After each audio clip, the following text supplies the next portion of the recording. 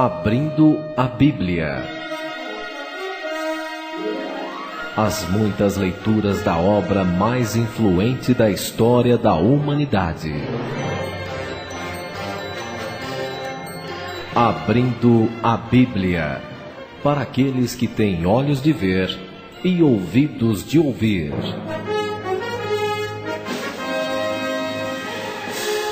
Abrindo a Bíblia.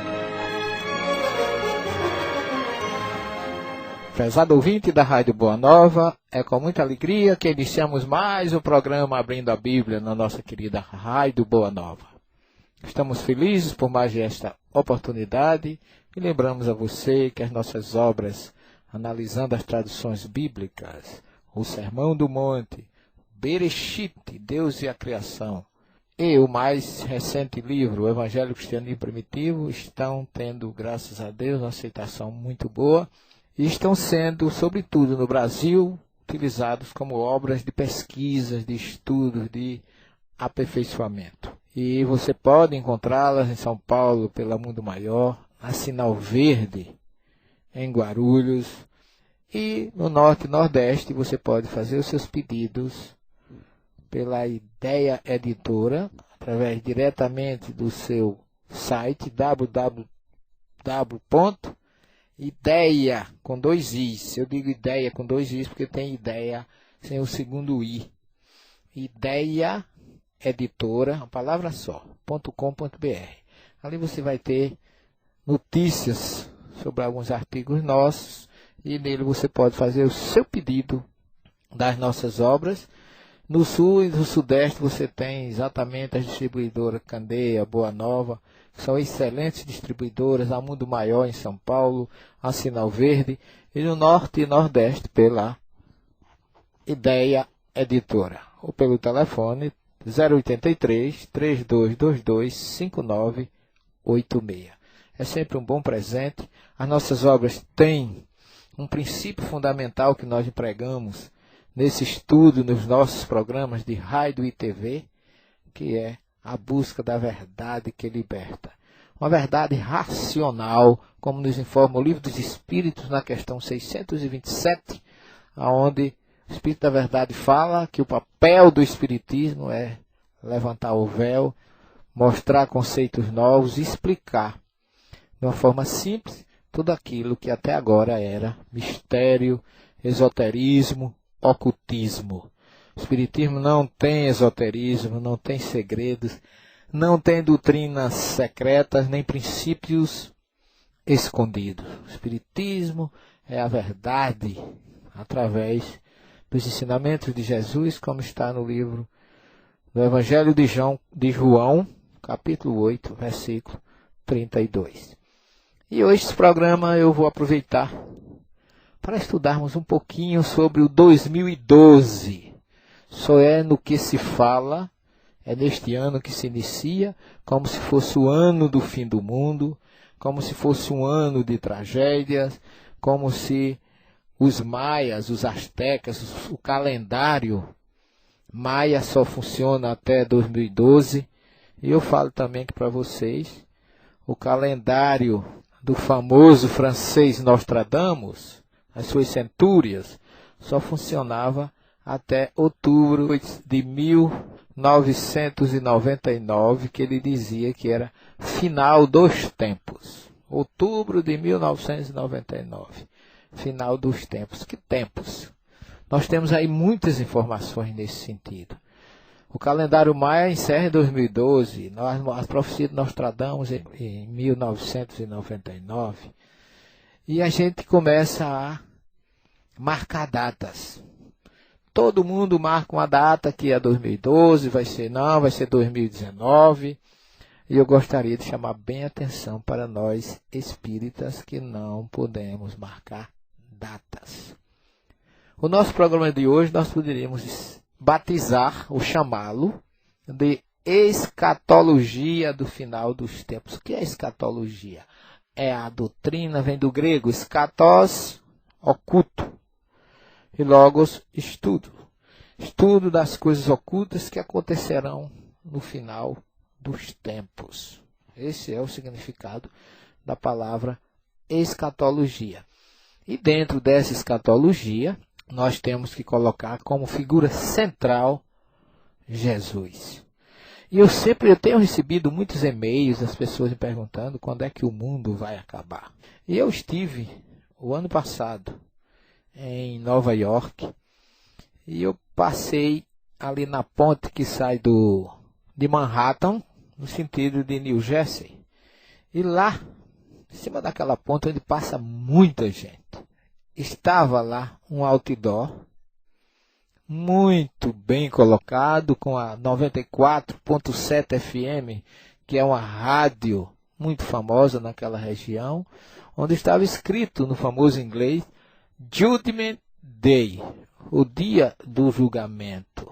E como estão citando lá em João 3,8, né, que as pessoas tinham que chorar para Deus, para merecer a graça de não ser destruído, de não ser condenado neste grande dia. E o pior, estava marcado debaixo desse Judgment Day, 94.7 FM lá de Manhattan, e escrito lá, maio 21 de 2011, marcando o dia do julgamento final, o dia do fim do mundo. E eu, inclusive, presenciei, quando eu peguei o trem saindo de Manhattan para Queens, onde eu estava hospedado, lá um grupo de protestantes me chamando, quando nós desci com a minha mulher, ali na Boulevard, Avenida Boulevard, na estação do Queens, estavam as pessoas me convidando, isso era 20 de maio, para no dia seguinte, que o mundo ia se acabar, para que a gente fosse celebrar o final do mundo com eles. Ora, gente, o que a gente tem observado é que de tempos em tempos, estudiosos, religiosos, matemáticos e pessoas similares anunciam o fim do mundo. Mas é bom lembrar que até agora todos têm feito isso, mas não têm tido sucesso. Isso aconteceu com os borboletas azuis aqui em Campina Grande, em 1999. Se reuniram dizendo que o mundo ia se acabar no início do ano 2000. E eles é que se acabaram. Nunca mais ninguém ouviu falar. E lá nos Estados Unidos, o radialista Harold Camping, de 91 anos, que ele que é o presidente da rede evangélica de rádios, chamada Family Radio dos Estados Unidos, porque ele estava convidando todos para o final do mundo, com outdoor, com tudo. A divulgação foi em massa e todos foram com ele. Isso não é novidade, porque sempre acontece isso. E no sábado, dia 21 de maio, o mundo, prometido por ele, reunido pelo grupo, não acabou. Ora, e ele, o que aconteceu com ele? Ficou em choque, porque o mundo não acabou no sábado, 21 de maio de 2011. No entanto, na segunda-feira, 23 de maio, eu passei nessa ponte até na quarta-feira, no dia 25 de maio, o outdoor ainda estava lá, como se fosse um testemunho da irreverência, da inoperância, da incerteza que as pessoas têm, que não deviam divulgar datas. Por isso que eu tenho muito cuidado e tenho alertado os nossos irmãos espíritas, não marquem datas, porque nem Jesus marcou data. Por isso que a gente não pode entrar nesse jogo de marcar datas, porque quem faz isso não escuta Jesus. Nós vamos fechar o nosso programa de hoje citando a passagem que Jesus diz isso. Então, na segunda-feira, dia 23, o pastor e radialista com 91 anos, Harold Camping, admitiu em uma das transmissões de rádio: eu não sou um gênio e estava errado. E ele errou porque quis. Ele não precisava dizer que estava errado, porque mesmo quando eu cheguei nos Estados Unidos, eu sabia que ele não ia acontecer esse final dos tempos. Vários sermões de Jesus, como o Sermão do Monte, que a gente já falou sobre ele. Já temos uma obra, nossa segunda obra, capítulo 5 a 7 de Mateus. Temos o Sermão dos Missionários do Reino, que é o capítulo 10 do Evangelho de Mateus. O Sermão das Parábolas, tradicionalmente conhecido no capítulo 13 do Evangelho de Mateus.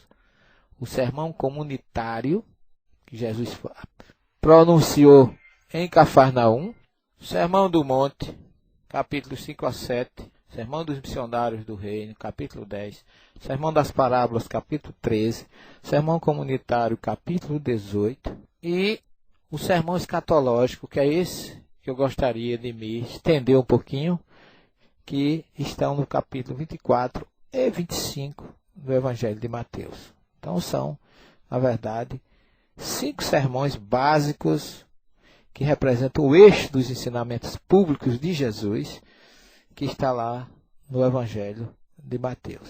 O início do sermão escatológico começa no templo de Jerusalém, quando Jesus sai do templo com os discípulos, estavam todos exultantes, felizes, animados, e mostram a Jesus a beleza do templo, reconstruído, aperfeiçoado pelo grande Herodes. E Jesus começa no sermão escatológico, falando no capítulo 24, de 1 a 3, sobre a destruição do templo, quando ele diz aqui, não sobrará pedra sobre pedra. E do capítulo 24, versículo 4 a 14, ele fala do princípio das turbulências, das dores, dos sofrimentos. No capítulo 24, aí, do versículo 15 a 25, ele fala da grande tribulação de Jerusalém, como se Jesus profeticamente falasse da destruição do templo, que ocorreu no ano de 70. E quando ele fala dessas coisas, vêm os discípulos, depois que Jesus fala de todas aquelas tribulações, depois que ele fala que ninguém mude, quem estiver na cidade não venha para os campos, ai das mulheres que estiverem amamentando. Então ele faz uma série de sinais. Ele fala que haverá maremoto, terremotos, tsunamis, guerras, fome, peste, rei contra rei, nação contra nação, pai contra filho, filho contra pai. E aí Jesus, depois de falar de tudo isso, ele vai lá para o Monte das Oliveiras, se assenta, e os seus discípulos chegam, como sempre curiosos, que as pessoas não querem saber o que tem que fazer, elas querem saber quando vai acontecer. Daí, porque muita gente se arvora no princípio de marcar a data. E aí lá em Mateus 24, versículo 36, anote aí se você quiser verificar, que os discípulos chegam para ele e dizem assim, Senhor, quando é que tudo isso vai acontecer? E Jesus, que tinha dado uma espécie de senha, de mudança, de transição, porque ele não está falando do final, mas está falando, inclusive ele fala o princípio das dores, a grande tribulação, etc, etc, são sinais para que a gente comece a entender o mundo está passando realmente por um período de febril, de turbulência, de agitação, e tudo isso está bem narrado lá na obra Transição do nosso querido irmão e orador tribuno Divaldo Pereira Franco, através do Espírito, que vem nos trazer toda uma informação completa sobre esse período. Ele chama de transição, mudança, não de destruição. Não vai haver uma destruição. Porque o próprio Jesus diz assim, daquele dia e da hora ninguém sabe, nem os anjos dos céus, nem o Filho do Homem, mas só o Pai, só Deus sabe.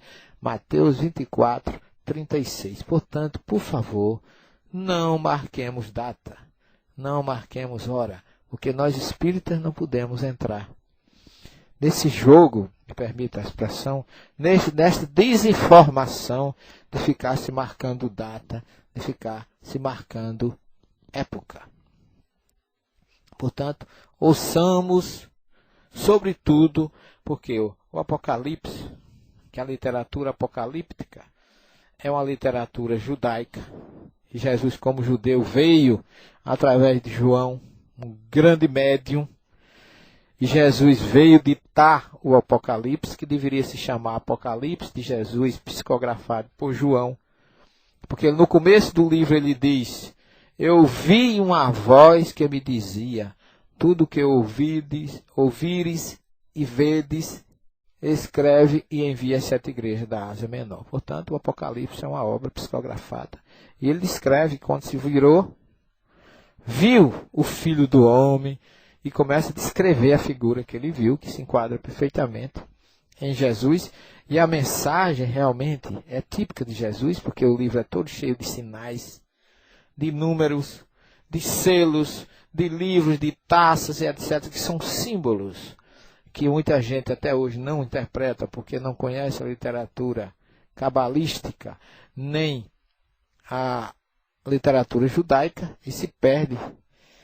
Mas uma coisa eu queria deixar bem registrada: o objetivo do Apocalipse está registrado lá no capítulo 21, quando diz que Deus enxugará toda lágrima. Haverá um novo céu e uma nova terra. Veja que não haverá destruição. Jesus promete um novo céu e uma nova terra. Não que o planeta vai ser acabado, vai ser destruído. Até mesmo porque ele promete lá no sermão que os mansos herdarão a terra. Portanto, não haverá uma destruição. E a grande dificuldade é de se entender a literatura apocalíptica, que é uma literatura, é uma escatologia, que é uma literatura através de símbolos, através de uma linguagem indireta, enquanto a escatologia é uma linguagem sem símbolos e direta. Você pode ver isso no capítulo 24 do Evangelho de Mateus, 24 e 25. Jesus ali não tem símbolo nenhum. Ele fala do que vai acontecer, dos sinais da fome, da peste, da guerra, dos desentendimentos, das agitações, tudo que nós estamos vendo hoje. Estamos realmente num período de transição. Isso tem que ficar bem claro. Agora, a literatura apocalíptica, você pode ver que ela é indireta. Você vê Isaías capítulo 24 a 27, ali existe uma literatura apocalíptica. Ezequiel capítulo 38 e 39, é uma literatura apocalíptica. Daniel capítulo 9, 20 a 27 e capítulo 10. Portanto, são exemplos de literatura apocalíptica no Velho Testamento, portanto, judaica. A literatura apocalíptica é judaica. E Jesus, como judeu, veio através de João trazer exatamente essa escatologia no apocalíptico, que são as coisas que vão acontecer no final dos tempos. É o significado de escatologia. Só que em Mateus capítulo 24 e 25 fala de escatologia, de coisas que vão acontecer no final dos tempos, porém, numa literatura direta. No capítulo 25, no Apocalipse, a literatura é sobre as coisas também que vão acontecer no final dos tempos, porém, de forma indireta. E daí porque o Apocalipse tem interpretações diversas. Tem escolas preteristas, presentistas, idealistas e futuristas. Quer dizer, cada uma fala que o Apocalipse fala das coisas que aconteceram no passado. Já aconteceu o Apocalipse. Outro fala que o Apocalipse está acontecendo. Vem exatamente acontecendo à medida que o tempo vai passando. Outro fala de um Apocalipse idealista. E por último, futurista. E uma vez um espírita já veio me perguntar: ora, para que Jesus trouxe o Apocalipse? É uma pergunta muito racional. No entanto, o Apocalipse é um aviso para que a gente se prepare para as coisas que virão.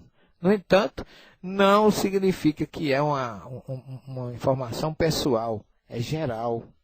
Dentro desse geral, de acordo com a nossa colheita, que não muda nada, semeadura e colheita, de acordo com a nossa conduta, com o nosso comportamento, vamos passar bem ou mal por essa fase de transição, que é muito, muito racional a palavra transição.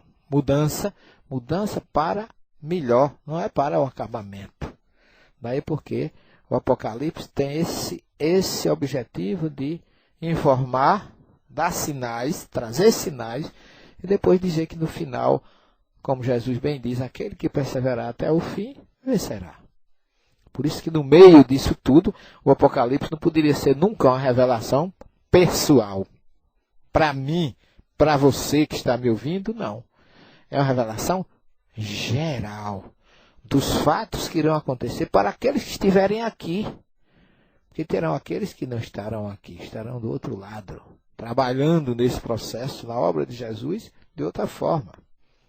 Portanto, Jesus deixou uma mensagem bem clara: quem estiver no terraço, não vá para a rua buscar o chinelo. Quem estiver na rua, não venha para a cidade. Quem estiver na montanha, não venha. Quem estiver nos campos, não saia. Isso não significa que você deve ficar parado. Não, significa que você deve permanecer na sua confiança, no seu evangelho, no seu amor, na sua conduta. Não mude porque os outros mudarem. Tenha a sua convicção pessoal das coisas e faça a sua parte. Porque você, dentro dessa transição, a transição é geral, mas a colheita é pessoal. Isso tem que ficar bem claro, que o Apocalipse não veio, Jesus não o trouxe para mim, nem para você que me escuta, mas trouxe para a humanidade que estiver encarnada nesse período. Essa é a grande senha para que a gente nem marque data, nem se apavore, faça a sua parte, mantenha-se firme, como é a grande mensagem de Jesus. Cada um permaneça no seu lugar. Isso é muito importante, que fique bem claro que a terra não vai ser destruída, porque a terra vai evoluir. Porque Jesus fala no sermão que os mansos herdarão a terra. Mateus capítulo 5, versículo 5.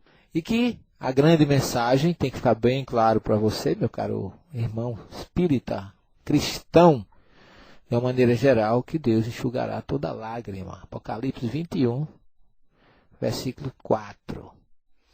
E que virá, com certeza, se fala de um planeta higienizador.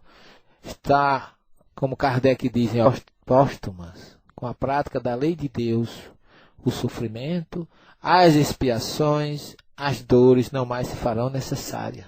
Porquanto na terra, a morada dos mansos, não mais existirão espíritos renitentes no mal, porque serão dispersados pelos mundos inferiores de acordo com suas tendências. Obras póstumas do nosso Allan Kardec. João fala no Apocalipse, capítulo 8, versículo 10 e 9, versículo 1, sobre esse planeta que virá, que passará. Está lá em Nostradamus, Chico Xavier fala, Ramatiz fala. Restará a terça parte dos habitantes da terra. Está em Amós 9, versículo 2. Zacarias 13, 8 e 9. E Apocalipse 8, 8 a 12. Portanto, meus queridos, o principal sentido do Apocalipse é o reerguimento de ânimo dos cristãos, que após tanto sofrimento, recebe a promessa de um final de redenção. É um livro consolador. Não nos apavoremos, não nos preocupemos, não entremos em pânicos e, sobretudo, não marquemos datas. Vivamos o Evangelho de Jesus, confiemos na sua mensagem e procuremos praticar o seu amor nas mesmas condições que ele nos ensinou, com o mesmo respeito que ele depositou de amor, solidariedade e fraternidade. Amemos uns aos outros, que com certeza passaremos por essa transição e colheremos os frutos das benesses de um novo céu e de uma nova terra. Que Jesus fique no seu coração, no seu espírito e em sua mente, trazendo toda a paz necessária para vencer com amor, com certeza e com confiança nas luzes e na paz trazida por Jesus. Até o próximo programa. Fique com ele e muita paz. As muitas leituras da obra mais influente da história da humanidade. A Rádio Boa Nova apresentou Abrindo a Bíblia.